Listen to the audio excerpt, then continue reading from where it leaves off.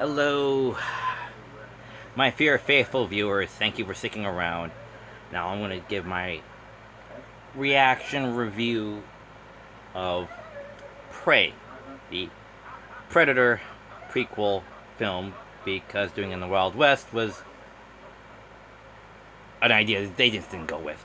But all the same, this is without a doubt a damn thrill ride. Now I saw the ending credits. I didn't see the whole film. The setup. When I was okay, we had the, which is now a comic, the flintlock pistol that was, I'm watching Photographing Fairies, by the way. Only available on VHS. Only saw it twice on the Sci Fi Channel. Back in 1998. Anyway, uh, that turned into a comic, which was at the end of Predators 2, right before the dancing Predators end credits sequence, which I highly recommend. It's like watching Ninja Turtles. It was hilarious. Anyway, that idea became the comic. Another, I think it was an April Fool's or maybe a concept promo. I'm not sure what it was, but it was Predator in ye old England, going after knights and stuff. I thought it was pretty cool. So instead, they kept to the 1400s and then just moved it across the pond to here, where they go up against settlers. Sorry, and Native Americans. And when I saw the promo for this, I thought that was just amazing. It's like, ooh, finally we get a Predator property that doesn't feel like it's made by pretentious people. To say, they try, but it's like, here's an allegory for you. Here's another allegory for you, and it's like, I don't want an allegory. I don't want an equivalent. Nothing. It's like, stop trying to say something in your film and just be a film. Like the first Predator film, it wasn't about politics, it wasn't about the mentally handicapped, it was just a movie. Like Maverick, it's just a film. They kept out all the politics and said it's a state issue. It's a Russian state issue, or Soviet state issue, or whatever. Which means that this is more of an independent thing than a national thing, that the government as a whole is aware of. So that's as far as it went. It didn't need to be any bigger than that. That was perfect. It's the right size for these things. Your movie doesn't be co-opted by politics and euphemisms and metaphors and equivalencies. It's just a film. It's not your political platform. It's not your soapbox of any sort. And that's what I love. It's just a film. And I saw the last. I was like, man, if I could see this without having to subscribe, I'd watch it. I don't want to. With the streaming wars now, is that you have to, like, I have Google Play, whatever app thing on my phone, so I have access to all the other apps that have all the other streaming, the streaming apps, all the other, channels and shows on them, because everything's abandoning off of Netflix and Prime. So whatever I paid for is only that's what's available.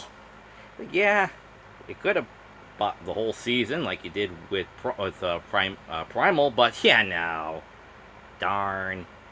So you have to go to, like, I don't know where Primal's under, and buy it directly from them. So yeah, that kind of sucks.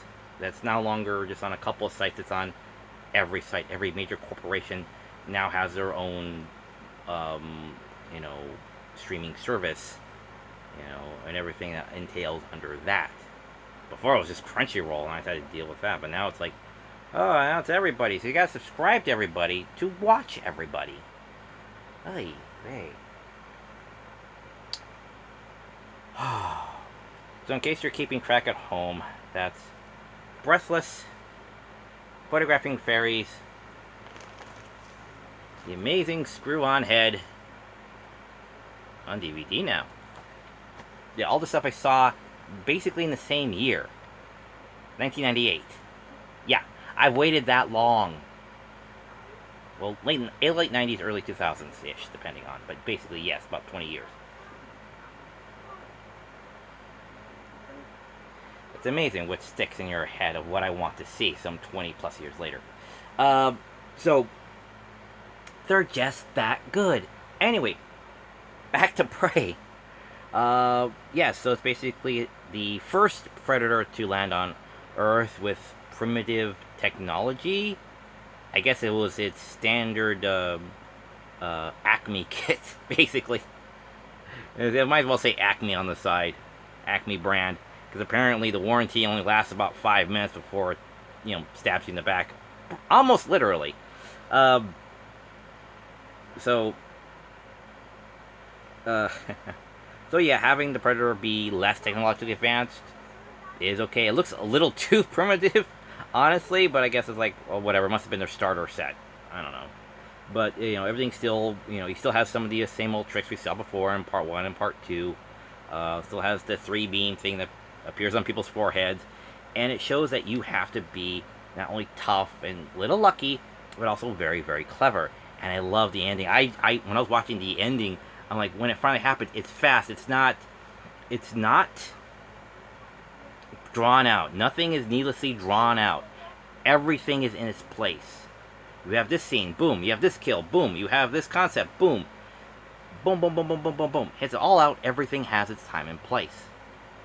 And it's like, until it gets right to the end, and snap, done. And it's like, what?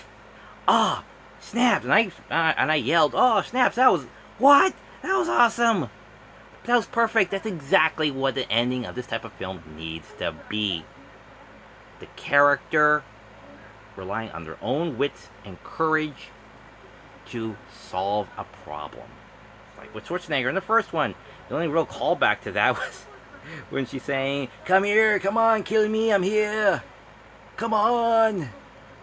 You know, not in an Austrian accent, of course, but you get the idea where it's like a proper callback other than I look sort of like Schwarzenegger with mud covered in mud and backlit silhouetted. So it just feels nice to have a proper callback to something that is actually um, more than just just a quick throwaway callback. Where he's like, "I'll be back." Music rises. Yay! Okay, scene over. He falls into the chopper blades and whatever. It's like, oh, that was all of. I mean, the line was badass. Kind of wish it was connected to something a little bit more badass. But that's all he really does for about another 2 minutes before he comes back to me. Yeah, I survived that crash. Now it's on to the next scene. Like, aren't you going to actually start to do something? So this, it actually blends in a lot better. It's a lot more what you want, what you expect, what feels right with action films. There was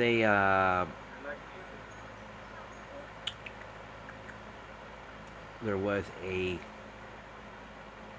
tremendous sense of I am being entertained.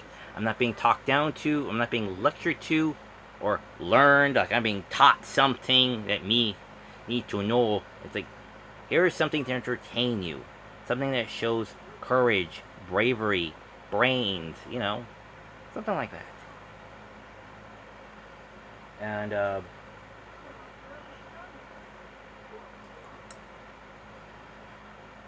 oh, what was it? Yeah, so other than this being on a streaming service I don't want to subscribe to, because I'm already subscribed to Prime, Netflix, oh, and YouTube, by the way. That's $30 a month-ish I have to pay to have these three streaming sites. Did I really need more? Apparently, according to the internet and all corporate internet entities, yes.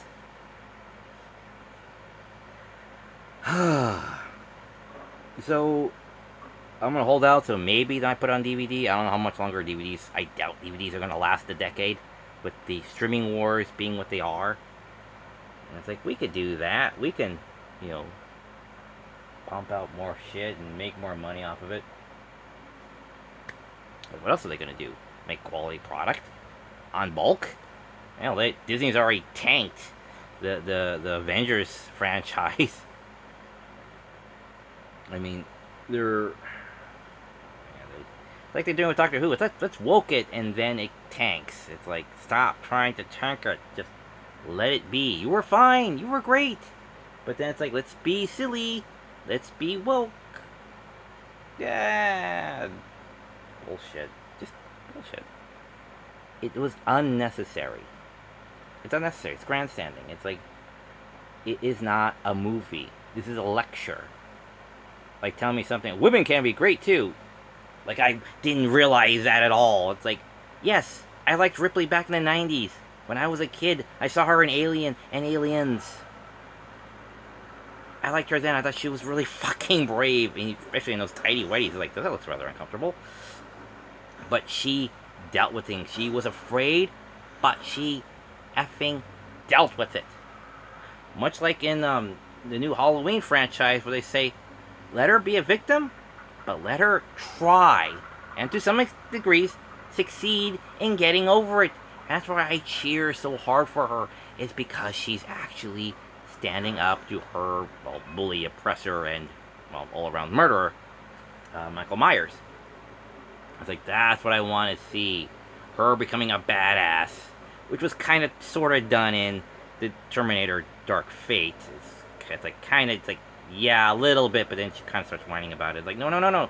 Stay back where she was. Say less. It's fine. It's fine. Which is now what this is. She's not whining about it. She's drinking obsessively. That tracks. But she's standing up to him. She has plans and plans. And this time, I have a feeling we're going to go all out. It's no longer just a 2-minute fight scene. I'm thinking 15. And so does Joe Bob Briggs on Shudder, by the way. Yeah, he's gonna have some comments about this, since he did review the first couple of films. Halloween, Halloween 2, Halloween 3 reluctantly, and Halloween 4, 5, 6, and 7. You know, all the way up to the end. The Cult of Thorns thing.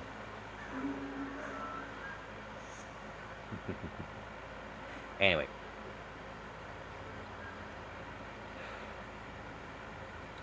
So, this is a choice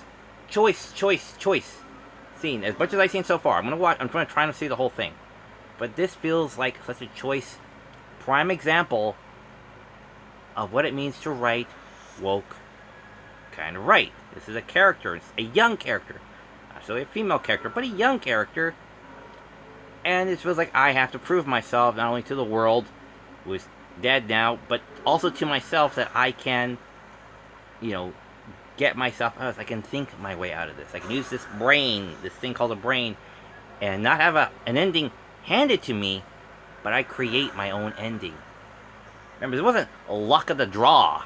This was her observing the situation, all the elements of the situation, and figuring out a play. And damn, does that work like gangbusters.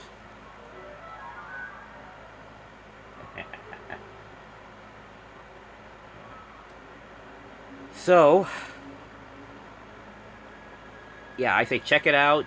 If you can watch with friends, so you don't have to subscribe yourself, go ahead. You know, I think they have parties now, I guess. But if you can, just go over to a friend's house, whatever, and watch it. I say watch it, especially if you're a fan of the first 2 Predator films.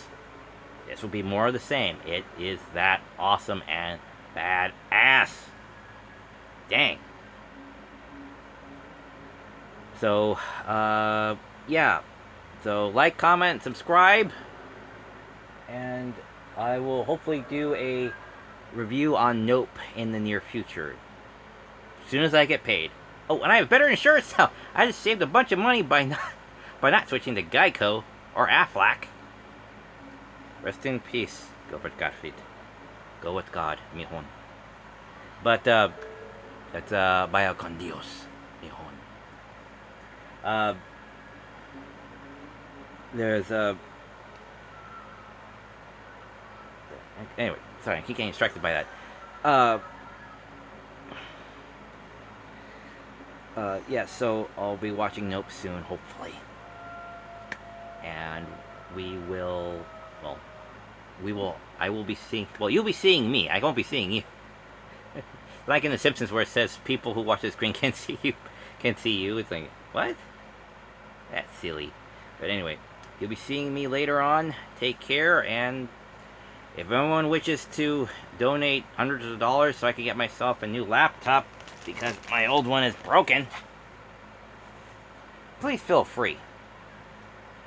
So I can edit my videos again, so I can get out that AX footage, that POV AX footage, out to you in one clump or in parts or something. Alright, so take care, and as always, see you at the movies. Bye.